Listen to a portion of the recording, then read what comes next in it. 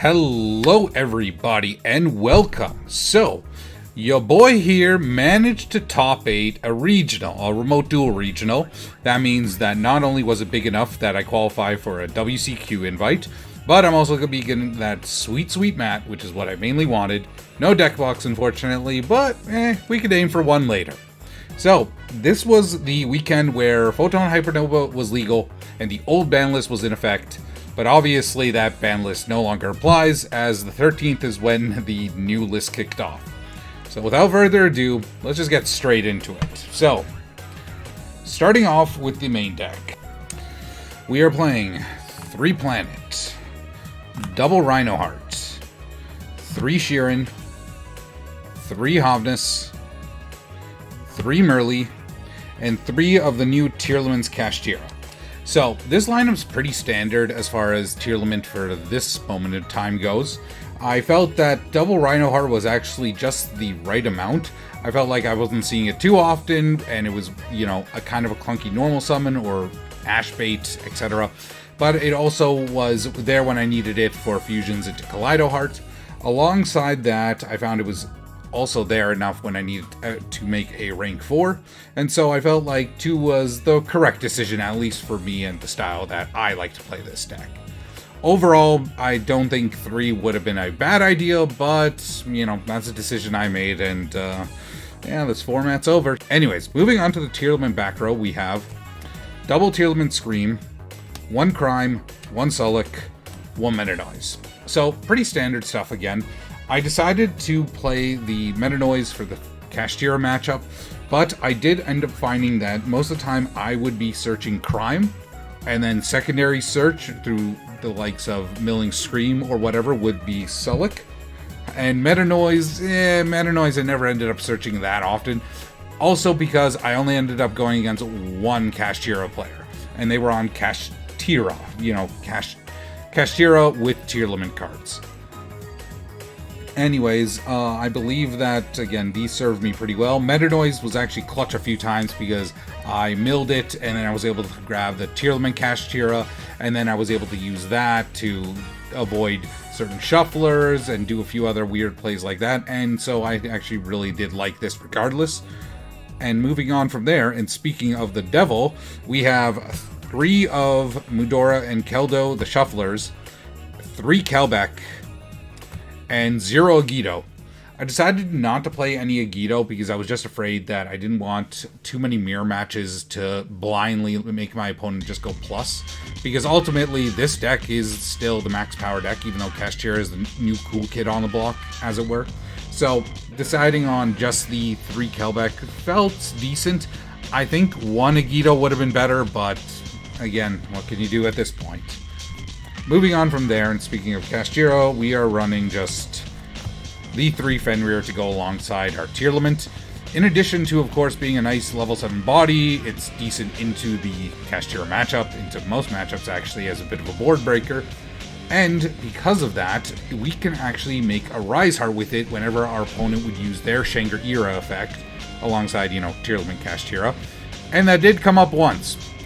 And then my Arise Heart promptly got yeeted away by Underworld Goddess of the Closed World. Still, good choice, and actually really felt good. I really like Fenrir, and I think I'm going to be playing it and maining it in a few decks moving forward.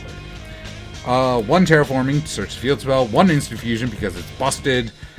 We are playing double Talents in the main, and for our final piece of back row / spells traps, and our only real hand trap outside of Havnus, we're playing triple Imperm. Imperm's here because it gets around, of course, certain Kashtira effects. Double Talons felt good. I felt like I wasn't opening it too much. I was opening it just the amount I needed. And in addition to that, in some testing when I was maining 3, I found it was pretty clunky, and I was kept drawing into 2 or even all 3 at a time. And that just never really was helpful in any scenario. So, moving on from the main deck, pretty standard. I believe it's 41 cards. Moving on from there, though, we have the extra. Extra, again, fairly standard stuff. We're playing double kick Close, because, Arise Heart's now a thing, Unicorn and everything like that. 1 Kaleido, 1 Rolk, so pretty standard. We are playing the 1 Drago, 1 Garuda, 1 Mud Dragon. Again, extremely standard. Mud Dragon was actually a bit tricky to make though, because I'm not maining any bestial names, so it wasn't like, oh, Dark Dragon plus Dark Aqua. No, I wasn't really playing any Dark, so usually it would have to be with either Garuda, or in the event I made Dragostapelia super early, and of course you can't even use Kaleido to make fusions, so yeah, little more awkward to make than I initially thought, but again, these things happen. We are maining, or rather in the extra, Baguska, Redoer, Dweller, of course, the 3 usual suspects when it comes to rank 4 Xyz in this deck. Dweller, of course, for the mirror. Redoer's a solid card for just making sure that you can activate your own Sheeran on the opponent's turn. And of course, we have Baguska, which helps shut out the ever-living daylights out of Kashtira. Unless they make that Daggerman for hire card, which they sometimes can, and that gets annoying. But anyways, moving on from there. Arise Heart, Zeus, 2 more usual suspects. Well, okay, 1 usual suspect, and then the Arise Heart. So the idea with the Arise Heart was, if they use Shangri-Ira, we can make this on top of any of our level 7s, or we could talent, steal their Shangri-Ira, use that to go into this, and then it has a whole bunch of materials already on it. We get to recover our own pieces that they may have banished using their Unicorn or whatever, and so we could fetch back our Zeus and put it in the graveyard, or we could fetch back our Kaleido, etc, etc. It was a decent idea, and I think ultimately it would have worked out had I faced more Kashtira players, but yeah, I only faced the 1, so it never really ended up coming up. And then for our links, Sprind, Dark, Elf. Pretty self-explanatory with these 3. I do kind of wish I had room for Asa, but ultimately the extra is pretty tight, and so have to make concessions where you gotta. Moving on to the side deck, which ended up being, awkwardly enough, one of the kind of MVPs of the day. We have Book of Eclipse, dealing with Kashtira, turning off Tearlament back row by flipping down all their names, though that's a bit of a dangerous prospect, so I never did that. I actually had someone flip Book of Moon on me, flip 4 of my monsters face down. I gotta tell the full story. And yeah, let's just say I kind of went +4. Triple Evenly's good. I didn't want to lose to a random back row matchup either, so I wanted the Triple Evenly just for that. Alongside that, Harpies.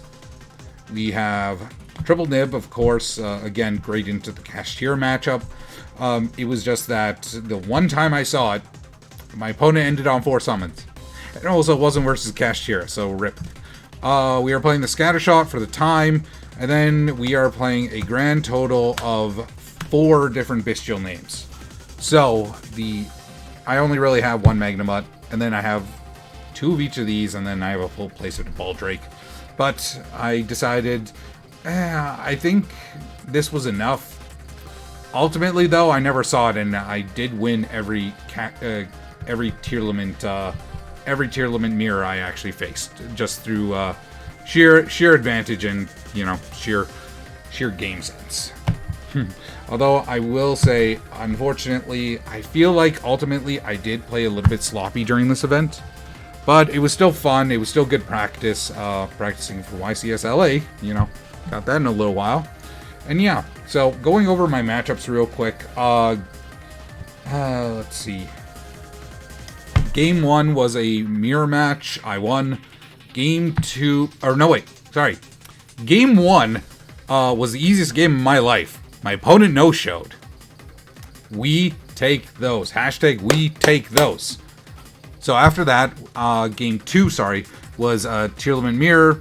It went pretty well. Nothing super out of the ordinary or anything. Of course, dealing with, you know, trading of Abyss Dwellers always gets a bit annoying, but it is what it is.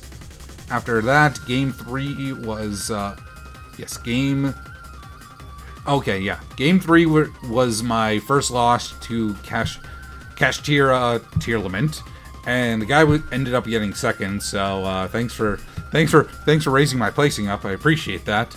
And yeah, it was a pretty fun game though. But ultimately, there were a few things that I just kind of smacked my head. I'm like, no, I shouldn't have done that.